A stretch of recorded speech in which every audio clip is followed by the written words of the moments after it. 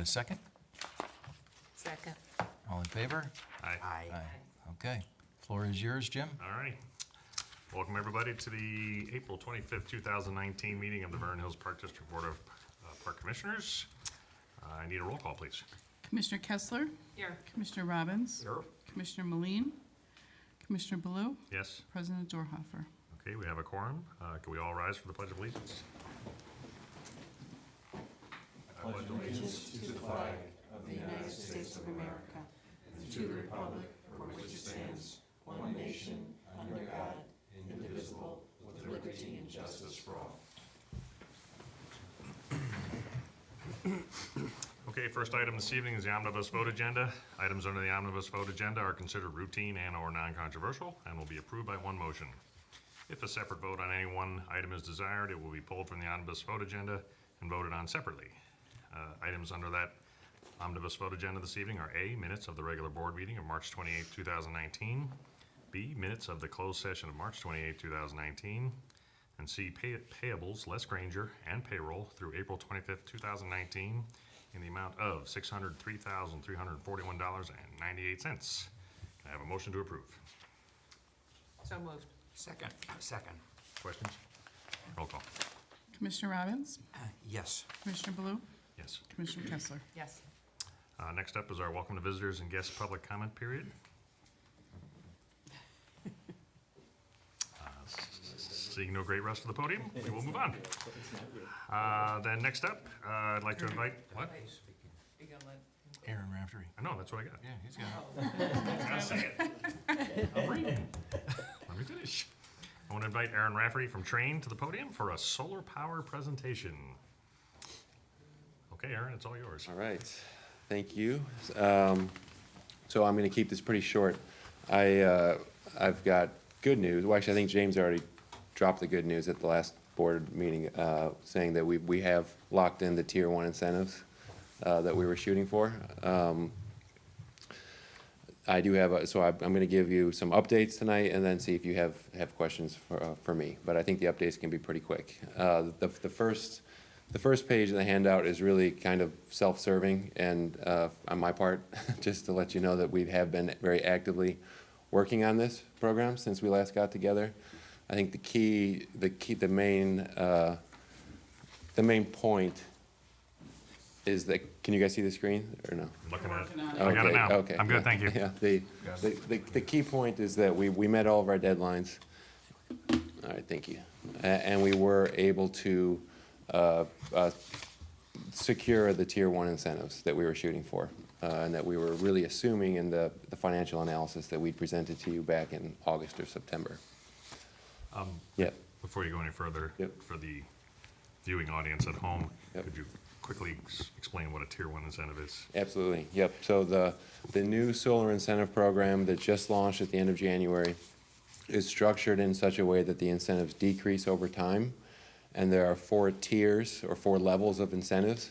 And once Tier 1, right, which is the highest level of incentives, once that is fully allocated, then the program moves on to Tier 2, right? And then once that's allocated, Tier 3 and to Tier 4. And so actually all applicants that submitted within the first 2 weeks of program launch automatically qualify for Tier 1 incentives. And the Vernon Hills Park District program was submitted within that time frame. And at this point, just a couple months later, the program's already on Tier 4. So they actually moved to Tier 3 within just a couple weeks following the launch. So very important to get in terms of maximizing the amount of incentive dollars for your program. It was very, very important to get in within that first 2-week period.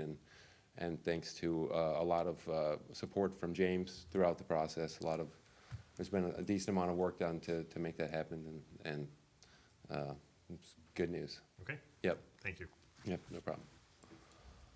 So as far as scope of work, very little has changed since the last time we presented to you back in August. It's a rooftop system out at your maintenance building. We were able to put in a slightly higher capacity compared to what we had previously modeled. I think before we were looking to supply the building with about 2/3 of its annual electricity usage. And now we're looking like we can get a little bit above 70%. So a move in the right direction, right? but very, very similar proposed scope of work from what we previously looked at. And similarly for the power purchase agreement that we had previously discussed, this is actually a slide that was just cut and pasted from the previous presentation back in, I believe that one was in September, because we were able to secure those tier 1 incentives. Previously we proposed an estimated power purchase agreement arrangement, but we weren't able to contractually commit to that because of the uncertainty regarding the incentives. Now we're at a point where we are ready to contract, to offer this contract for a power purchase agreement at the maintenance building. Would you like me to run through the basics of, or the slide points? Again, this is in your former board meeting. I think it was important to have it in the packet, and particularly in case questions come up, because that was months ago, right? But I also don't want to just repeat the same thing I said to you previously. Bruce, Cindy, any need? Yeah. No, I just want to confirm the net savings of $102,000, that's over 20 years? Correct. So it's about $5,000 a year we'll save. On average, yep. It actually equates to some of this, yeah, it's on average. Some of the later years of the program actually save more than the earlier years because of utility escalation rates that aren't happening under a power purchase agreement scenario. And does anybody have an idea, if we're saving $5,000 a year, what percentage of that is of our total? We budget about 13,000 a year, so Okay. Yeah, So it's around a little under 40% then. yes. there's some fixed charges that go into your utility bills, and then there's some KW demand charges, right, that aren't offset by this. Yeah. Okay. Yep. All right, and so in terms of moving forward, so right now, so we have submitted a power purchase agreement contract template to administration, and which has been shared with your attorney. And I believe we've gotten some feedback on that, but we're waiting on some more detailed kind of red line type feedback. Once we get that in place, then the next step will be to execute that agreement. I have a May 4th deadline on there, but that actually has changed since the time that I put these slides together, so scratch that. But generally speaking, what's going to happen next as far as the program's concerned, the program administrator is going to send batches of contracts to the state for state approval. It's not, there's no real due diligence done by the state. It's more of a formality than anything else. I mean, they approve hundreds of contracts at a time, right? But it is a necessary step in the process. Once the state approves the contract, then ComEd signs it and they kick it over to Train, and Train has 7 days to countersign the agreement and resubmit it, as well as we'll have to post 5% collateral, non-refundable collateral at that time as well. So talking with the program administrators as of 2 weeks ago, it was looking like we were going to get that, the clock was going to start this week at some point in time, which meant by the end of next week we would have to have done that, and that hasn't happened. So I don't know exactly when that's going to happen, but it's imminent, right? It's going to be very soon. There's no uncertainty into the approval process at this point. It's really just getting through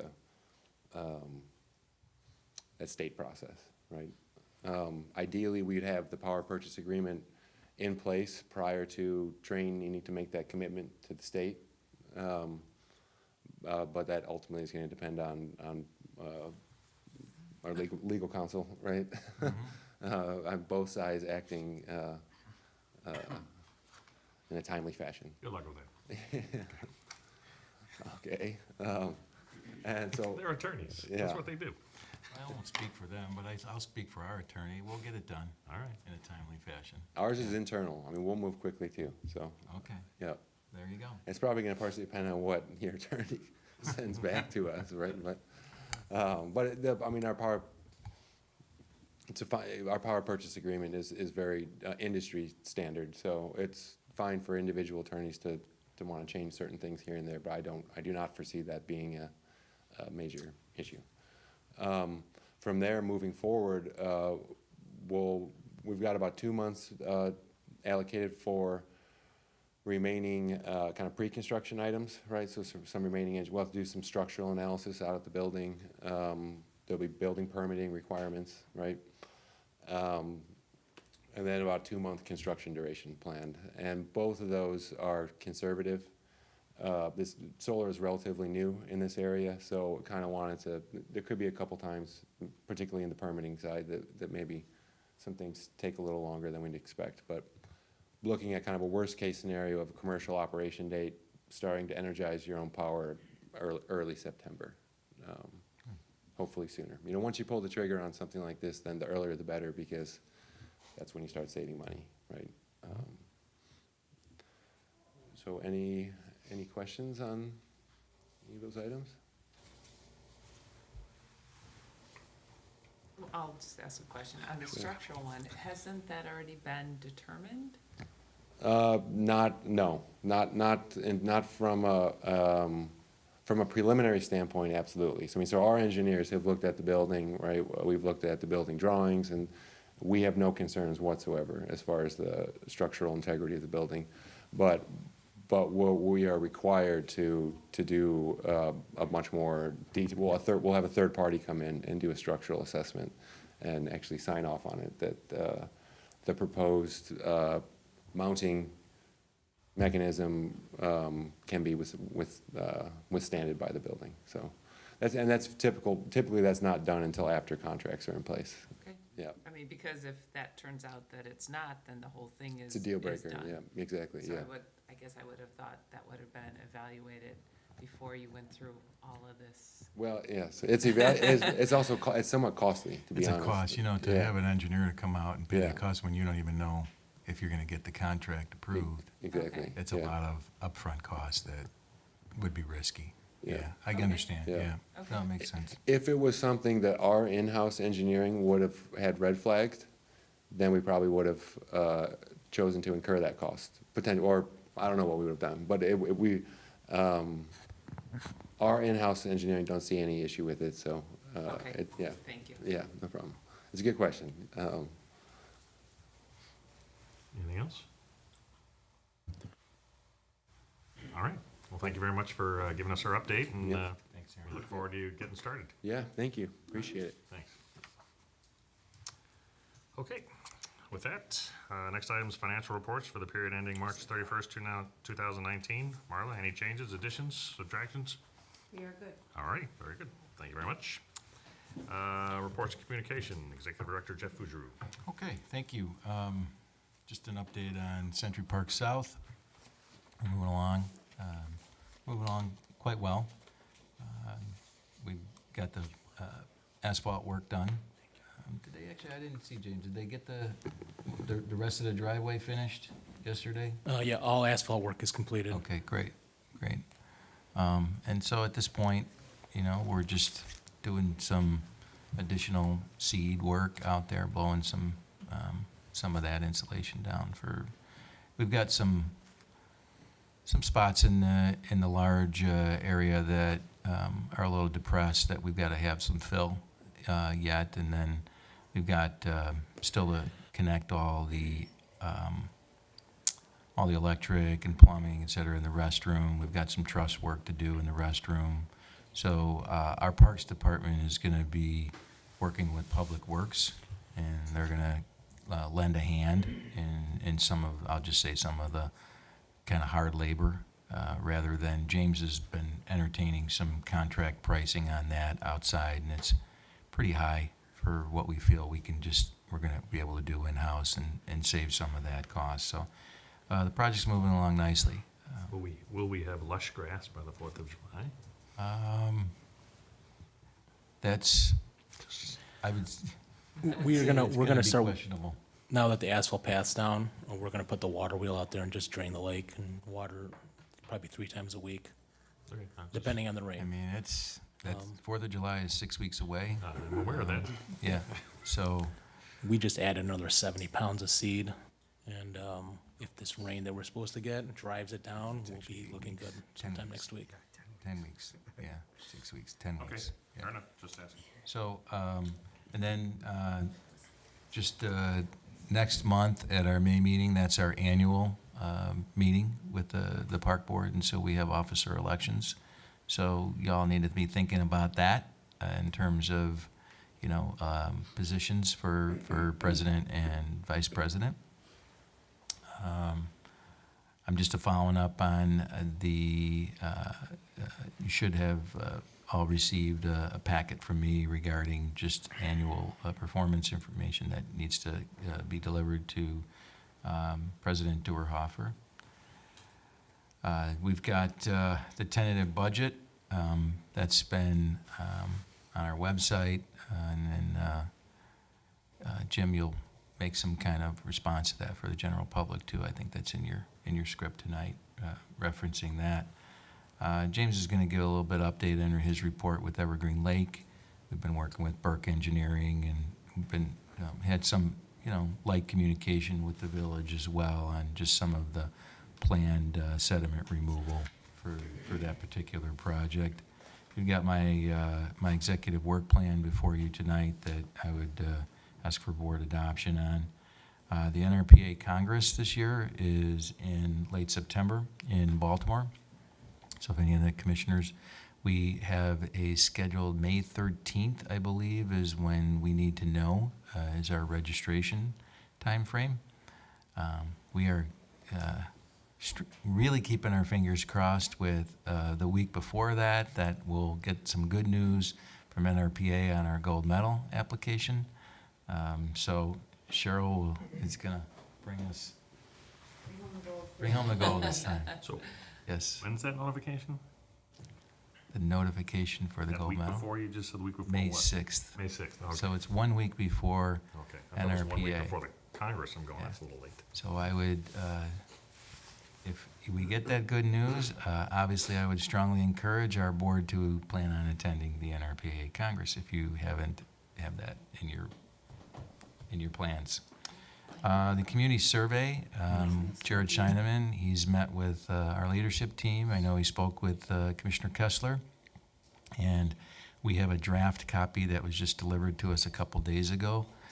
So right now, I'm just internally with our leadership team, we're just refining some of the questions of how we see or we would like to see, and then I will share that with the board early next week, so you can all take a look at it, and if you see specific things, I would also encourage you to take the survey and draft, see how long it takes you as residents. I mean, this is who it's going to impact. I'd like to get your feedback on that, and then I've got to just turn it over to Jared by sometime no later than after the first week of May, so he can get everything refined. That'll go live on June 3rd.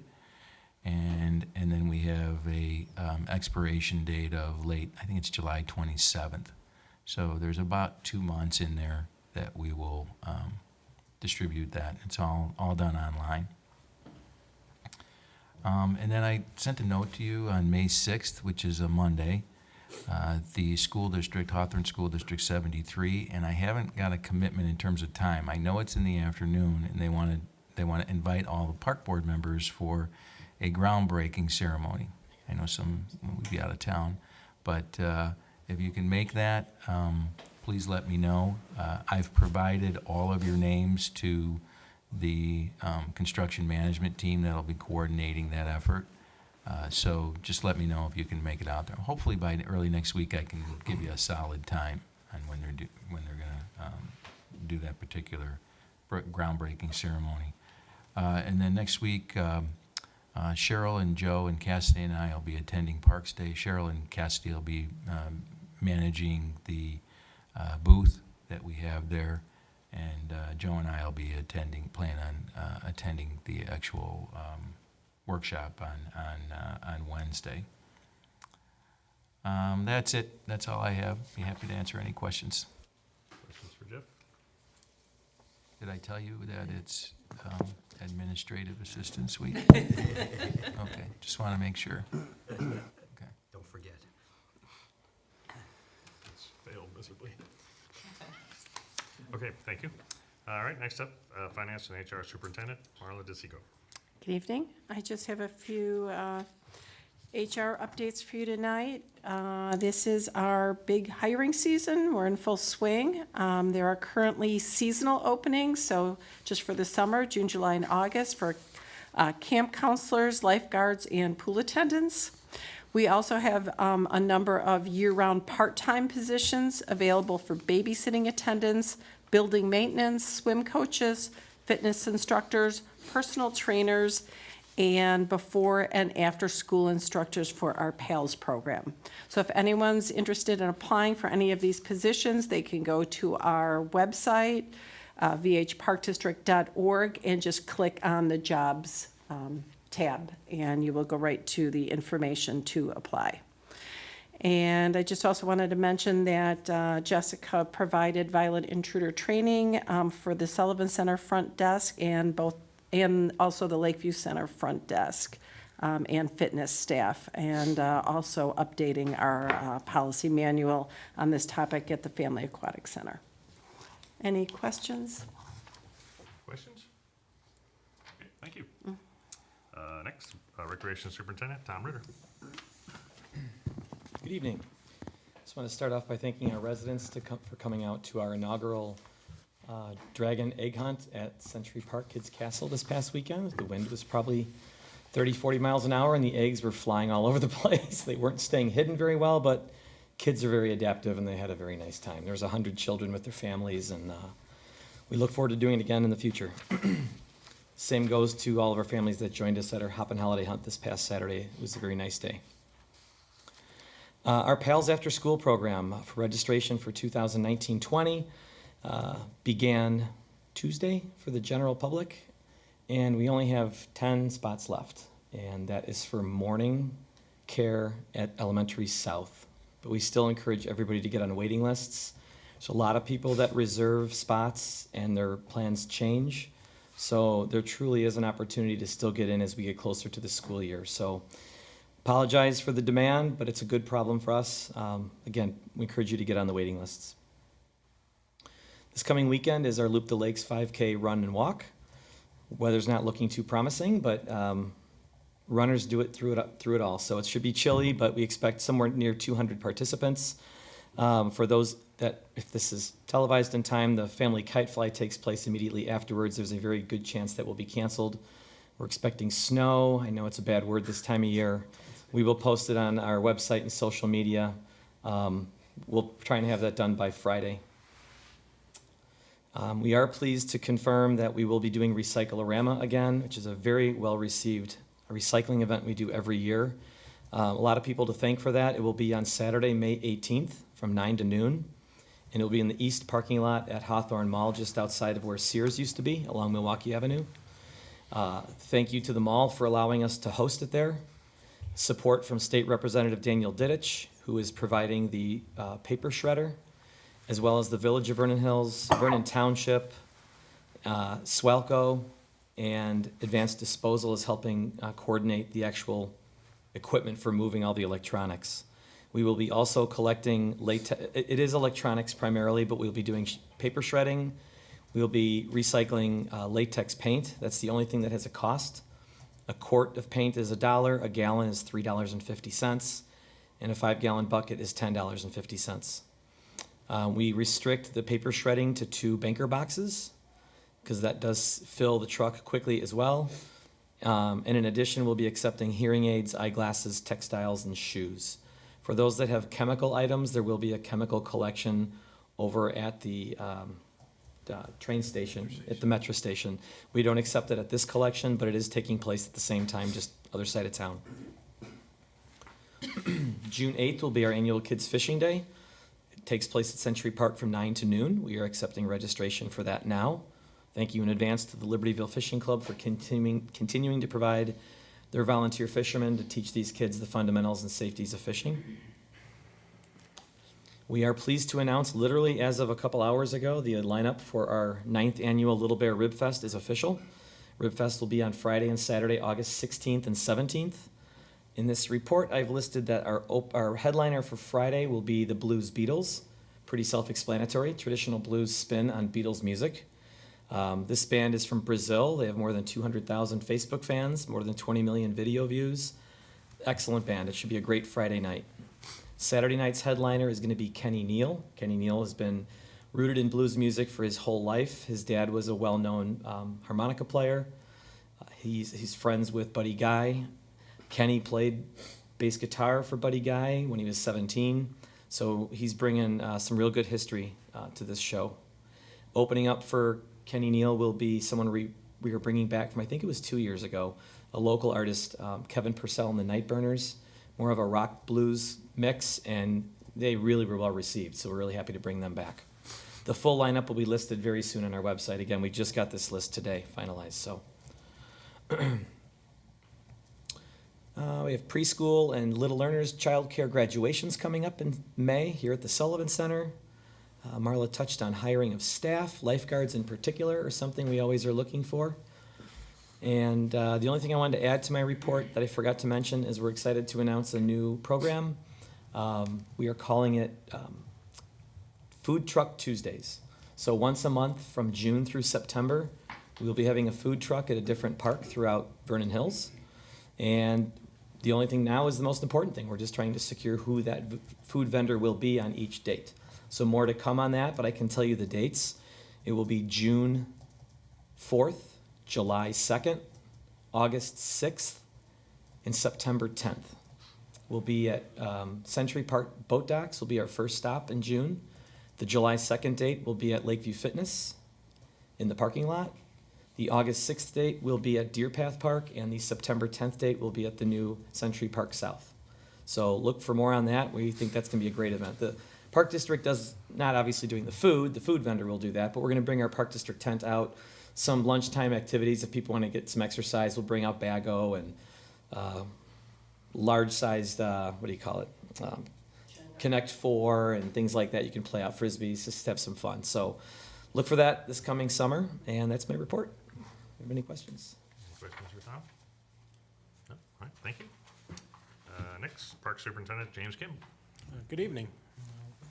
I'd like to start out with Earth Day. It was this past Monday. We had about 250 to 275 people at the event. We caught about 20 to 25 fish. A lot of people have never fished before, so thanks to Gabby and George for really helping people and being patient. I want to thank Dave Stokes, Deb the Frog Lady, Gwendolyn Babs, and the Girl Scouts and the Lake County Audubon Society for making it a great event. Over at Grosse Pointe Park, Chicagoland Paving is the contractor to repairing the path/retaining wall. They're well underway, and they have a substantial completion date of May 8th, which is well above ahead schedule. There's only been one change order, and it's something that the village would like us to do. It's a small change order for the outfall pipe at the bottom of the hill. Other than that, fencing should be in by tomorrow, and grading of the hill should be finished next week, and substantial completion by May 8th. Part of the pond study that we are contracting out with Christopher Burke Engineering is also for the two ponds at Grosse Pointe Park. One is by the ball fields, and the one is at Pontiac and Fiore Parkway. They're both significantly impaired, and we feel that we should have a plan, short and long term, and that's part of the contract. Over in Deer Path, to residents may have noticed that there's been some work done along the CV ditch on the west side of the park. This was done by the Village of Vernon Hills Public Works Department. So if there's any questions, you can feel free to call the Park District or the village on any questions on the CV ditch project in Deer Path. For Lake Charles, Jeff and I attended a meeting with Dave Brown, the Public Works Director, and members of Christopher Burke Engineering to discuss Lake Charles, the lake, not our park necessarily. Included in discussion was the CV ditch running from Mundelein as well as from Libertyville. Some of our parks that are going to be affected that we should make some changes to is Hawthorne Melody, Beaver Creek, and Lake Charles. One project will be shoreline stabilization for our side of Lake Charles and the CV ditch banks in both Hawthorne Melody and Beaver Creek. We will send out notices to residents when we start clearing some of these areas for buckthorn and other invasive species. Hawthorne Melody, the north ball field has been There's been lack of use and maintenance over the years, and staff feel that keeping it up is fiscally not responsible. So we are working with our original landscape architect and IDNR, because this was an OSLAC grant back in 2001, to both remove the ball field and have an acceptable recreational activity in its place.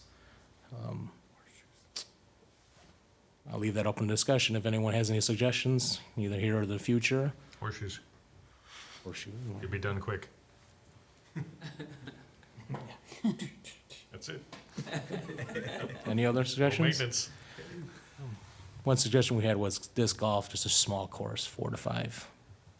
It Horseshoes didn't go cheaper. over- It didn't go over well, It's not gonna James, go. with the Horseshoes board. it is? So I think, we have one comment from a commissioner, but A simple, I needed a it's a little time simple to think solution. about it. Oh, yes, we have time to Kessler think needs- about it. We're not yeah, removing it Monday. tomorrow. We gotta know by Monday. Yeah, no, by Monday. Yeah.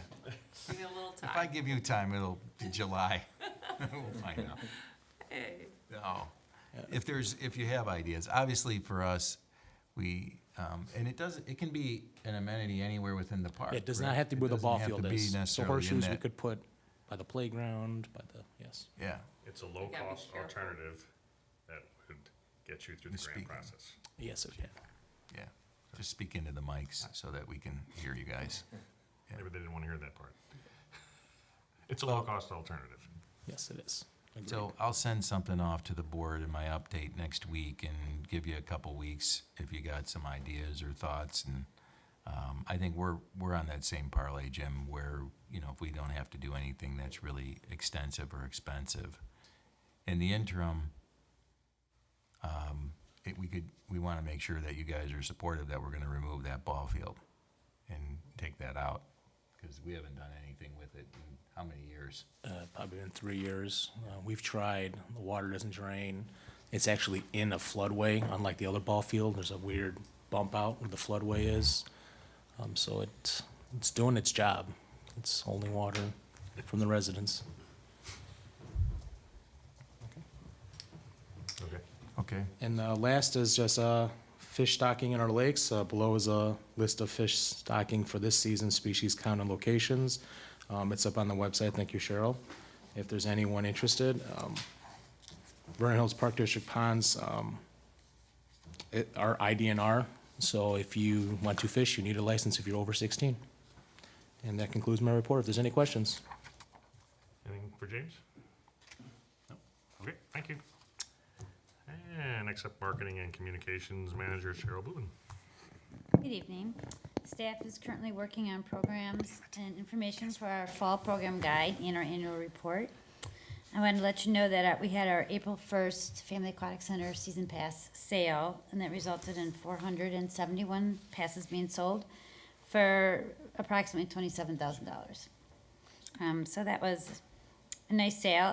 Our early bird rate, saving 10%, goes up until April 30th. I'm not sure when this gets televised, but up until April 30th, we can save an additional 10% off the regular price.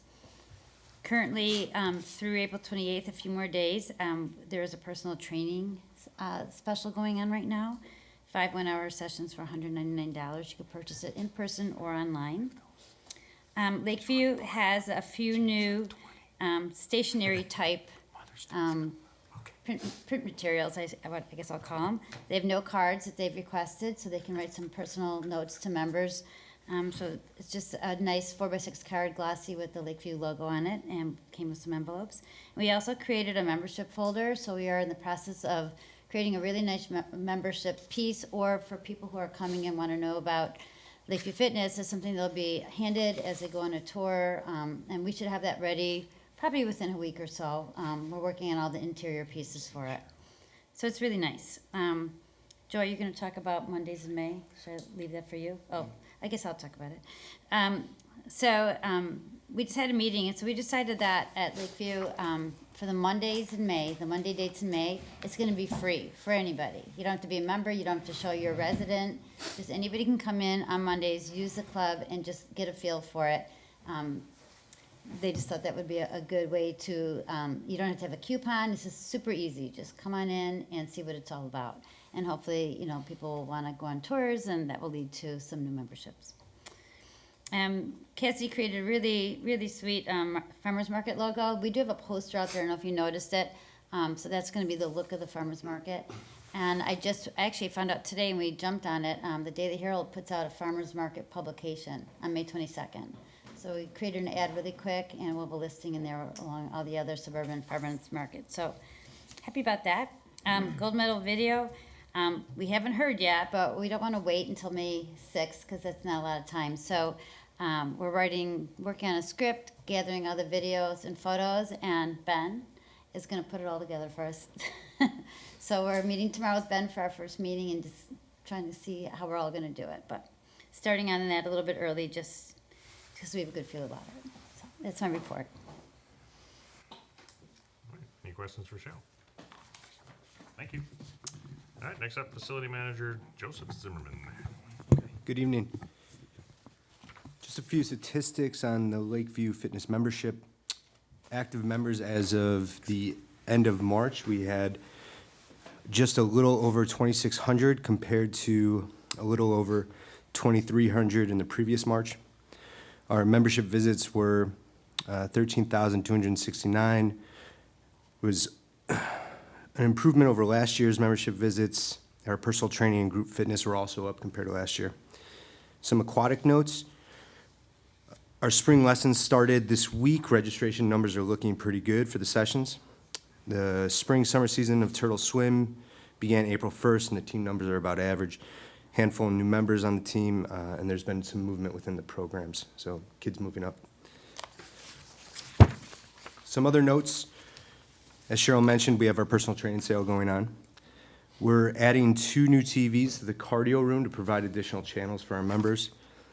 We also have some new equipment that will be coming in. We haven't set a date with Direct Fitness Solutions as when that will be arriving, but it should be within the next month or so. And then some class highlights. Tuesdays at 8:15 a.m. at Lakeview from 4:11 to 5:02, May 2nd. Lorraine will be teaching a beginner step class for those who are new to step. These beginner classes will be on Thursdays for 4 weeks, and then we'll return to the regular step interval classes for the remainder of the session. We also have a new instructor named Ashley who has taken over the Monday and Wednesday body pump classes in the evening. She has been well received by our members so far. We'd also like to draw attention to the Monday bar and tone and Zumba Gold classes taught by Lori. These are over at Sullivan. Both are great for anyone looking for a low-impact class, and those schedules can be found online on the Lakeview Fitness pages on the Vernon Hills Park District website. That is my report. If there are any questions. Okay, thank you. All right, we have no commissioner committee reports and communications, correct? I do? Oh, I have one. Yes, I do. First up here. Look at that.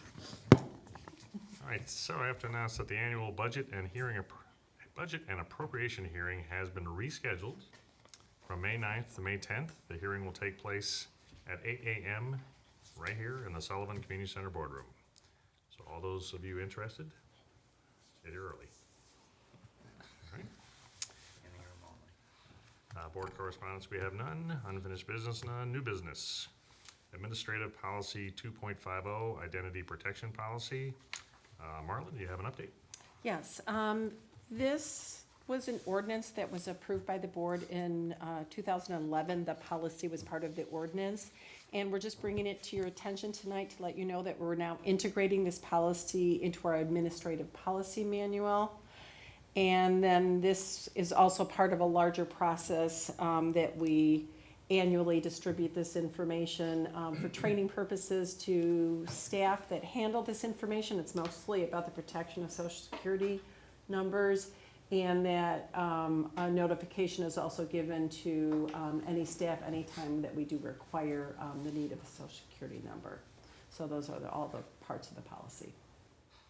So I don't believe this needs a vote. I believe it's informational. Thank you for the information. Okay. Next up is the Executive Director Work Plan Adoption. All of us received a work plan to keep Jeff busy for next year.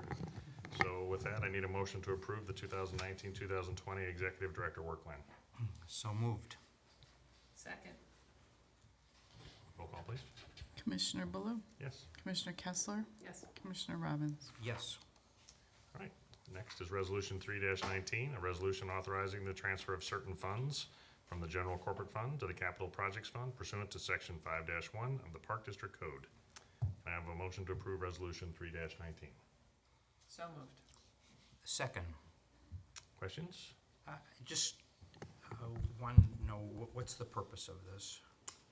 We, by code, if we have funds at the end of a fiscal year in our corporate fund that have not been used for anything specific that they were levied for, we're allowed to move those funds to our capital. And because we don't get to levy for our capital account, it's one of the few ways that we can get money into our capital account other than like bond issues or impact fees.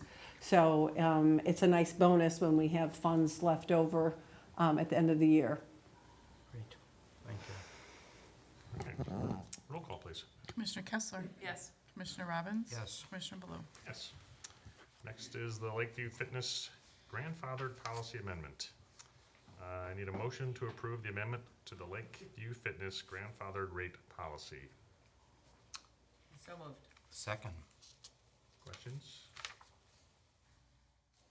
Roll call, please. Commissioner Kessler, Yes. Commissioner Robbins. Yes. Commissioner Baloo. Yes. We have, next is the Evergreen Lake discussion update. James, fill us in. At the beginning of the month, had a conversation, or actually a couple months ago, with Rick Emery in regards to dredging, and that we did have funds set aside in our capital improvement plan next fiscal year. We contacted Christopher Burke Engineering after we met with them for the Lake Charles meeting, and Burke Engineering was also heading the outfall pipe project for the village at Evergreen Lake, the pipe that they replaced in the far northwest corner. So they had a topography, they had a lot of good knowledge about Evergreen Lake. They came in and they proposed a fee for this study. It's a very generic study to go over Evergreen Lake, and I also had them include the 2 ponds at Grosse Point. Their action items include complete shoreline stabilization, which would continue on what has already been done there. If anyone has been to Evergreen Lake on the northwest corner, we stabilized part of the outfall project. It was about 300 linear feet. To install a bubble aeration unit, to do further solid investigation on sediment depth. We did do a bathymetric, but it was just a probe that they literally stuck down into the muck. They would like to use sonar technology to really grasp how many cubic yards of sediment needs to be removed in order to make the lake not impaired. One of the other action items is stop mowing around the pond perimeter, about 10 foot, 8 to 10 feet off the pond edge. And then just to commit yearly pond maintenance, which we do now. One of the recommendation discussion items is, based on the bathymetric we had completed in 2017, there are no depths greater than 4.5 feet.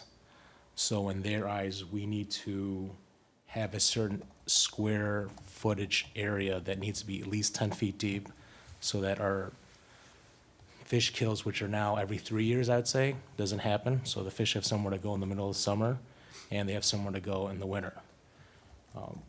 Another recommendation is not to turn off the aeration systems ever. So we would, as a park district, need to enforce and heavily signage the lake that lake does not freeze. Please stay off the ice, and let people know, because people are still trying to ice fish, despite all of our signs. The other recommendation is to remove many of the willow trees, which are just depositing their organic material into the water. One recommendation that we are currently doing is goose control. Goose droppings leave a lot of nitrogen, and their droppings do impair the water.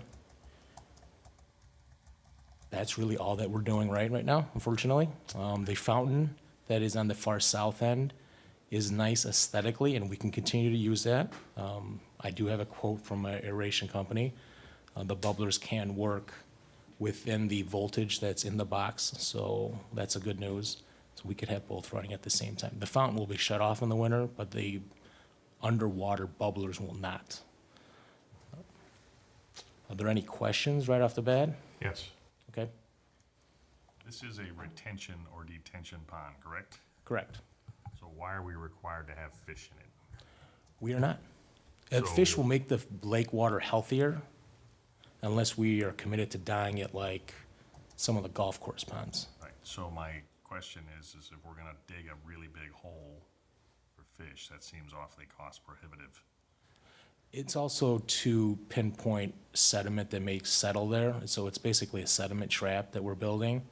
So if we do have to dredge in 20 years, we start at that, I don't know, however many big hole it is gonna be, times 10 or 15 feet deep, which in 10 years might be only 4 feet deep. But the sediment, the rest of the lake may be much less overall because of the hole. And with the new construction of that large pipe Yes. that goes in there, I would anticipate an increase in the amount of sediment that's probably going to flow in that lake. So the study we did in 2017 was before the pipe, and then I would like to contract them to do another one after the pipe. If that's the case, then that's where the sediment trap will have to be, is right in front of that pipe. I mean, it's gonna be a never-ending battle. Yes. It was designed originally to be retention or detention, whichever one it is. I mean, it's originally designed to filter out the sediment before it heads further south, yes. There are a couple of areas on the east shoreline that are dropping off significantly. They're cliffs now. They're 2 to 3 feet high. Before, it was a nice smooth transition. Those areas do exponentially get worse over time because during heavy rainfalls, which we have been getting twice a year now, these 100-year storms, the outfall pipe forces the water and it shoots at that east shoreline, which makes it much, much worse. The Evergreen is, you know, probably our worst of our lakes. Obviously, James alluded to the two ponds over at Grosse Point, which are not as large, but are in really bad shape. You know, one of the issues you have with those two ponds is, you know, you don't have maybe as much visibility of the park and the property owners where Evergreen is. You know, you've got Kids Castle there, you've got all kinds of ball field work and athletic field work that takes place. You've got a path that runs, you know, pretty tight. Our original intention through our capital efforts was, you know, for the next 3 years, we have allocated $50,000 a year to just do sediment removal at that lake. And so in our conversations with the village in Burke a couple weeks ago when we met with them, really related to Lake Charles, which is a village-owned property. They pretty much handle that. Evergreen is our responsibility. We felt it was probably wise for us to look at, entertain a proposal from Burke for their engineering services on what they would recommend. And you just heard James list a litany of thoughts or ideas that they would suggest, including, you know, doing some kind of removal of the sediment. There is, you know, we had Rick Emery, who's you know, a former village trustee and resident that lives right on the lake, met with the mayor and village staff about contributing to our 50K, matching our 50K. So if that was something that the village was interested, we're still waiting on that response, that, you know, to have $100,000 worth of sediment removal at that lake is gonna go a lot. It's pretty good. I mean, we've gotten estimates several years ago, I think it was about $500,000 to do about. So it's a 5-acre parcel, so you're talking, you know, 100,000 an acre. So if we got in a position where the village supported that sometime this year, we could put a fair dent in that. But you heard what Burke is, and we haven't shared the proposal from you. We just wanted to give you kind of an update on what we just got. That they're more interested in restoration of shoreline, and the village did a nice job over the last year with that new pipe, and we've got a couple of fishing areas off of it. But, you know, Jim, I don't know how you go back and say, we're not gonna put fish in that lake anymore, when we've been doing that for a long time. We put fish in Big Bear and we put fish in Little Bear, and those are the same thing. They're large detention. They're not, you know, they're not spring-fed or man-made lakes. They're detention areas. Yeah, but And, those two are substantially larger Yeah. bodies of water. yeah, but there's still heavily sediment in and around that whole lake, you know, and so I think it's one of those questions. We would like to at least for Burke, I think it's a $5,000 ask right now, James, for their services. About, yes. Yeah. So, you know, that's something we would recommend advancing, just to, you know, get them to complete a little bit more detail on what our recommendations could be. What happens to Super. the sediment? Are we hauling it off-site, or are we just gonna pile it up? We can put it in bladders and most likely put it up on 5 acres, unfortunately, again. It is very good sled hill material, and our sled hill could use a lot of that. We would transport it, we couldn't contract that, because we'd have to sign a lot of waivers. But when the material's dry, Dave Brown has suggested, and he has offered their help of just driving trucks back and forth all day, just to get our sled hill from being a bowl and being more flat plain. If we removed it off-site, I think there's a fee of like $150,000 for a one-time project, and that's non-refundable. That is just literally going to a slush fund for EPA, basically. All right, any other questions for James? So I'm a little confused. What are we trying to approve tonight to allow them to give us a proposal of what's needed and the costs? No, all you're doing is, right now, we have a proposal from the firm for $5,000 for their professional fees to assist us in putting a bid packet together for sediment removal and maybe some other, you know, shoreline restoration. But we have an approved allotment of $50,000 in our capital plan to do some kind of sediment removal from this. We're just bringing to the board's attention in terms of some options of what we're being asked to do further than the sediment removal in terms of that. So for tonight, it's just, this is information only for the board's benefit.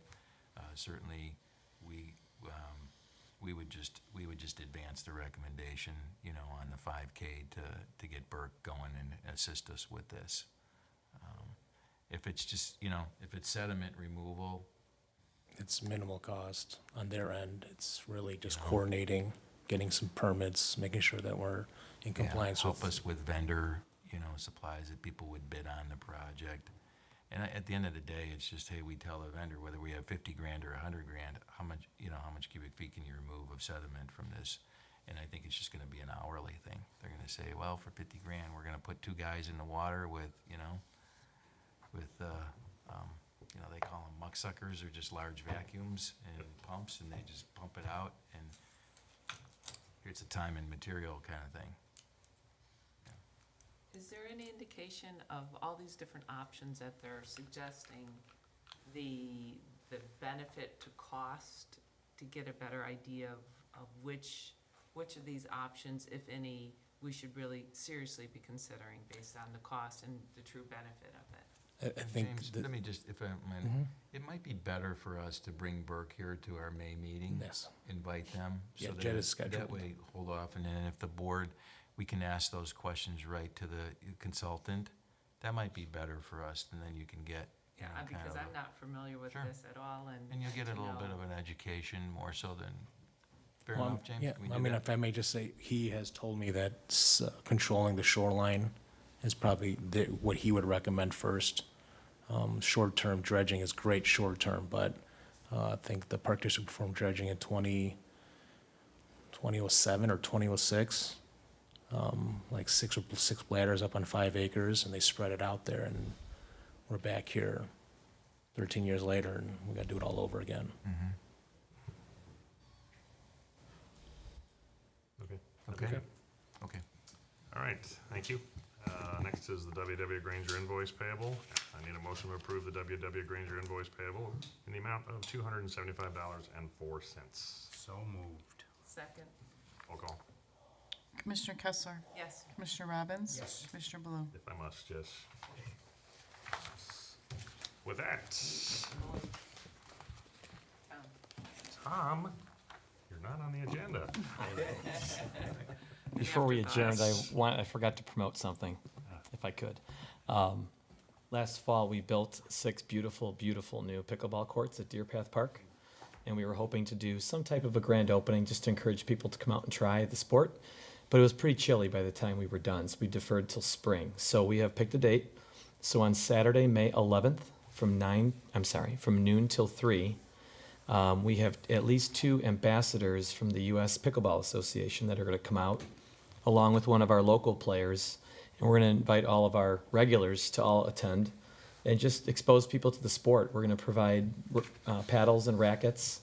For those that don't know, it's basically, in the simplest of terms, it's hitting a wiffle ball with the paddle over a net. It's a smaller sized tennis court. We have 6 gorgeous ones over there. So we'll have some water available, water bottles for people, and to come out and try it and ask about the sport and give it a try from all the...